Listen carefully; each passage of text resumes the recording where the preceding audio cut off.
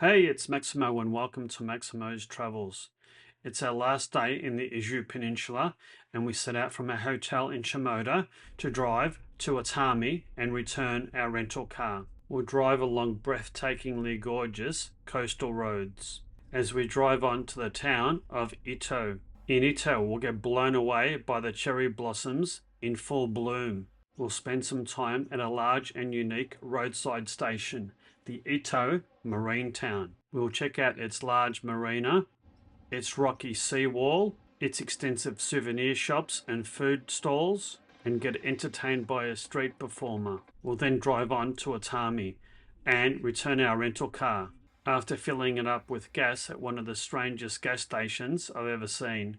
We'll have lunch and explore the covered shopping malls around Atami Station before boarding a very special train on our journey back to Tokyo. Join us on this video as we leave the Izu Peninsula in Japan.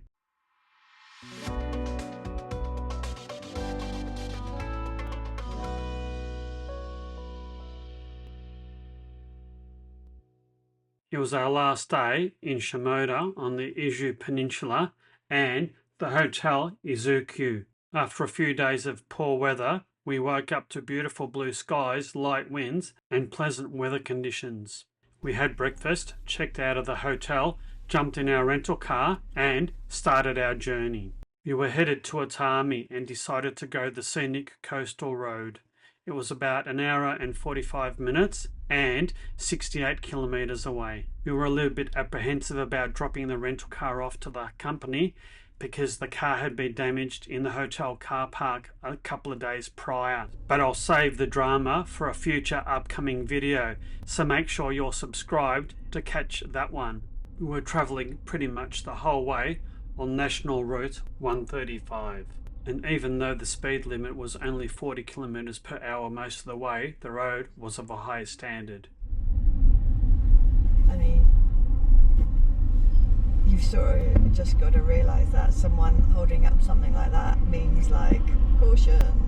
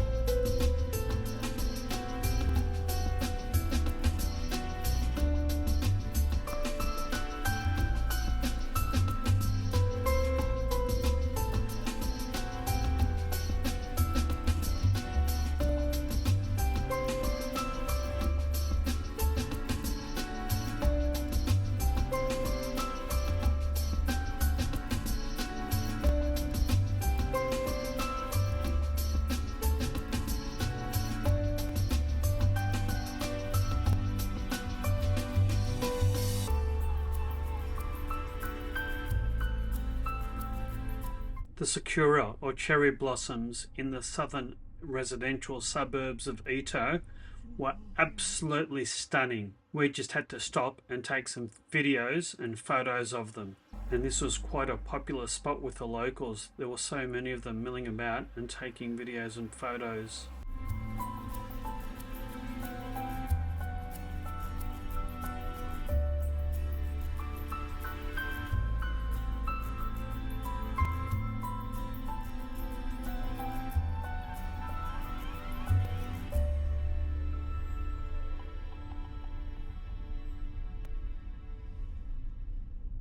If you're enjoying this video, don't forget to hit that like button and consider subscribing to the channel. And hit that notify bell so you'll be notified of all my future videos. If you'd like to see more videos like this one, then please consider supporting my channel by buying me a coffee. We kept on driving until we reached our one and only roadside stop for the day. This was at the Roadside Station Ito Marine Town, conveniently located on National Route 135 on the northern coast of Ito. This roadside station would have to be one of the largest and most unique I've ever seen in Japan. It contains a couple of large car parks, some very large buildings, a marina, heaps of souvenir shops and eateries, and it's right over the road from a mega Don Quixote. And we visited with absolutely perfect weather conditions. So we're at Ito Marine Town. Well, it's certainly very marine-y.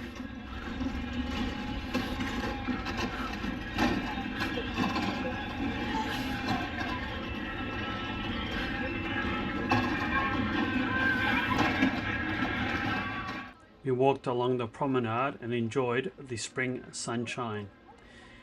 Honestly, if you didn't know where we were, you'd swear that we were in the Hamptons because this architecture was looking very nautical. But wouldn't you know it, these thermal hot spring foot baths probably gave the game away. It was definitely Japan. At the end of the promenade, there appeared to be an industrial fishing port. We turned around and headed back towards the pavilions. Not a hell of a lot was happening on the roadside part of the pavilions, so we went inside and had a look. We were actually surprised by the number of stalls and different food places in these pavilions, and this is where all the people were because the place was absolutely thronging with people, most of them local Japanese. There are a large number of shops here selling everything you could possibly imagine, including souvenirs, local foodstuffs and delicacies, gift packs to bring back to family and friends, coffee and even soft serve ice cream. There was quite a large sushi restaurant at one end that looked like it had a very impressive menu. Another shop was selling puddings, and the Izu Peninsula is renowned for its dairy production. Both Joe and I decided to have some soft serve matcha ice cream, and it was absolutely delicious.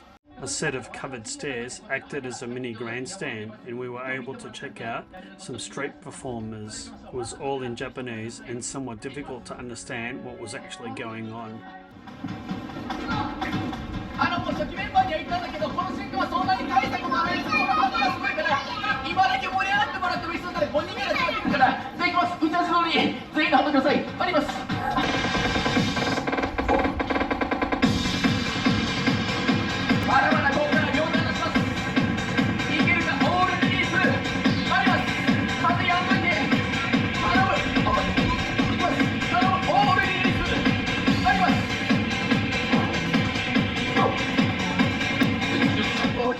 Well, that was certainly an experience.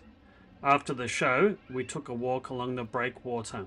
The pathway is around 420 meters long, and it's closed when it's raining and during strong winds. But do note it has limited opening hours. It's only open from 11 AM to 3 PM daily.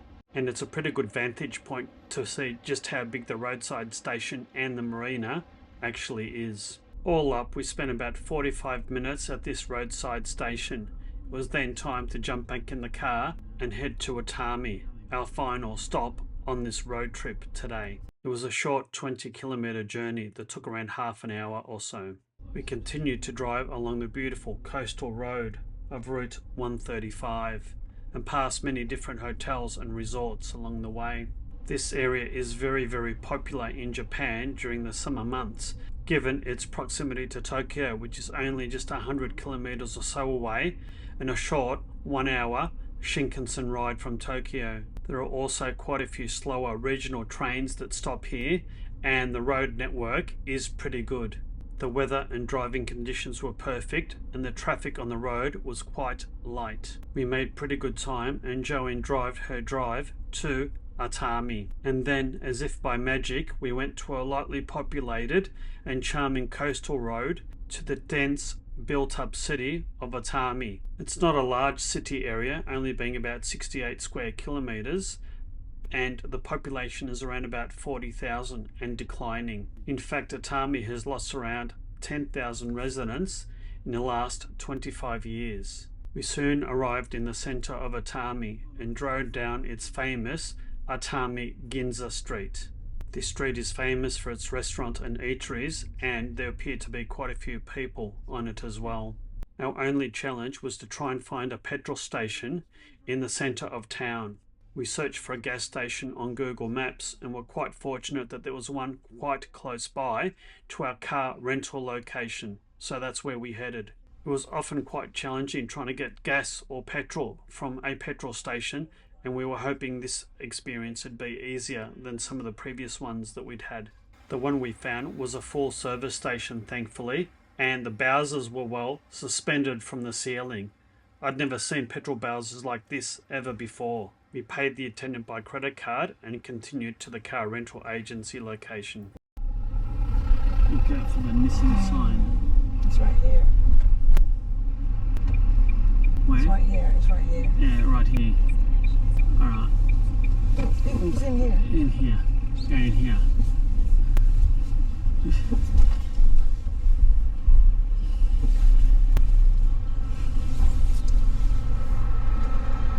Alright, we made it.